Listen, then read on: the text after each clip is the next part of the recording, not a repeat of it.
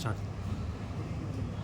ఈ మధ్యకాలంలో ప్రొద్దుటూరు టౌన్లో ఎస్పెషల్లీ చాలా చోట్ల కూడా యువత కొద్దిగా చెడు నడతలు పడుతున్నారు, చెడు వ్యసనాలకు బానిస అవుతున్నారు.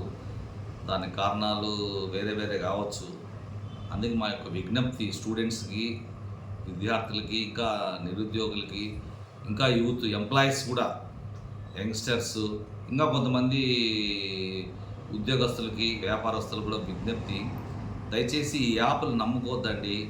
లోన్లు ఇస్తామని, లోన్లు డబల్ అవుతాయని, లేకపోతే ఈ గేమ్ ఆడితే మీకు చాలా ప్రాఫిట్ వస్తుందని, మీరు ఒక 5 లక్షలు కట్టండి 10 లక్షలు వస్తుంది అని ఇట్లా ఆశ చూపించి ఫస్ట్ వాళ్ళు కొద్దిగా మనకి డబ్బులు వేసి 20 వేస్తారు.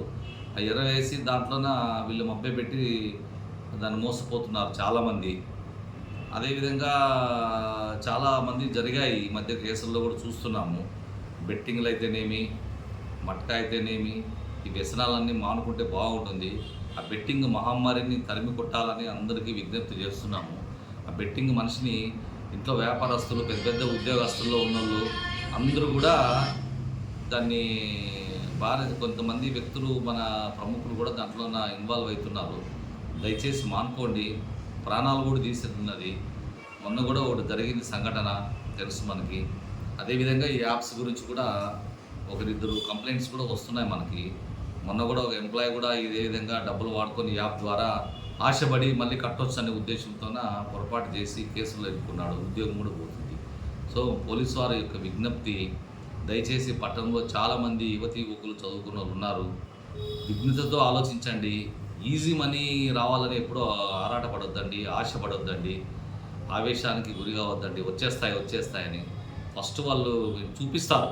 ఎగ్జాంపుల్ ఏదైనా మీకు కొద్దిగా లాభం చూపించి తర్వాత మొత్తం మింగేస్తారు. ఆ యాప్స్ విషయంలో కొద్దిగా జాగ్రత్తగా ఉండాలని అందరికీ విజ్ఞప్తి చేస్తున్నాం. ముఖ్యంగా విద్యార్థులకి. అందరి చేతిలోన ఇప్పుడు ఆండ్రాయిడ్ ఫోన్స్ ఉన్నాయి కాబట్టి అందరూ కూడా అన్ని విషయాలు తెలుసు.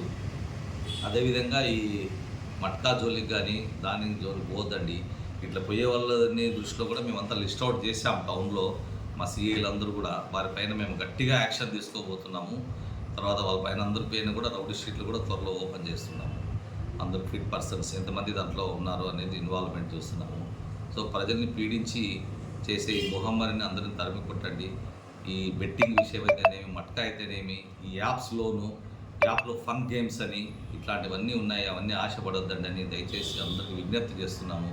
పోలీసు వాళ్ళ రిక్వెస్ట్, పేరెంట్స్ దయచేసి వాళ్ళకి గమనించండి. పిల్లలు ఎలా చేస్తున్నారు, ఏం చేస్తున్నారు, వాళ్ళ నడవడిక ఎలా ఉంది, వాళ్ళ పిల్లలు క్రమశిక్షణ ఉన్నారా లేదా, ఫోన్లు చెక్ చేయండి. అప్పుడప్పుడు కొన్ని వ్యసనాలకు బానిస అవుతున్నారు.